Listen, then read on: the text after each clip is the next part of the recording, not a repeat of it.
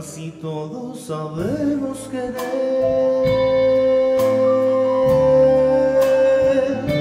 pero pocos sabemos amar. Es que amar y querer no es igual, amar es sufrir, querer es gozar. El que ama pretende sentir, el que ama su vida la da, y el que quiere pretende vivir y nunca sufrir, y nunca sufrir. El que ama no puede pensar, todo lo da. El que quiere pretende olvidar y nunca llorar, y nunca llorar. El que de pronto puede acabar, el amor no conoce el final. Es que todos sabemos querer, pero pocos sabemos amar. El amar es el cielo y la luz.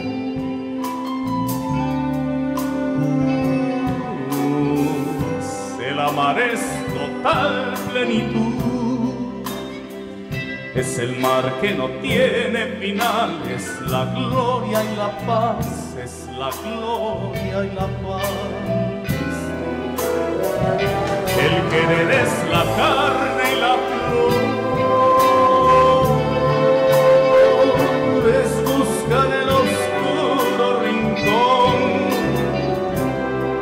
Es morder, arañar y besar. Es deseo fugaz, es deseo fugaz. El que ama no puede pensar, todo lo da. El que quiere pretende olvidar y nunca llorar, y nunca llorar. El que de pronto puede acabar, el amor no conoce el final.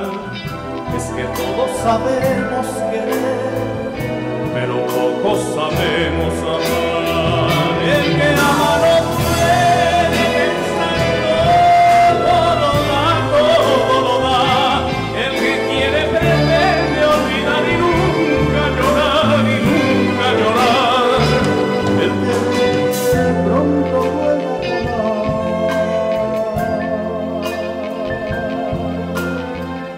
el amor no conoce el final.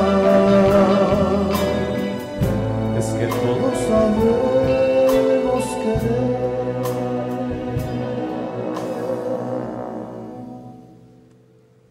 pero pocos sabemos amar.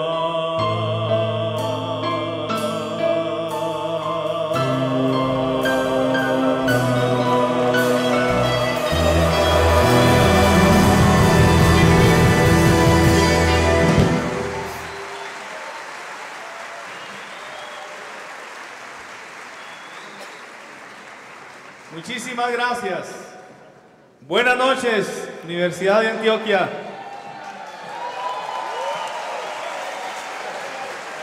Y buenas noches, Medellín.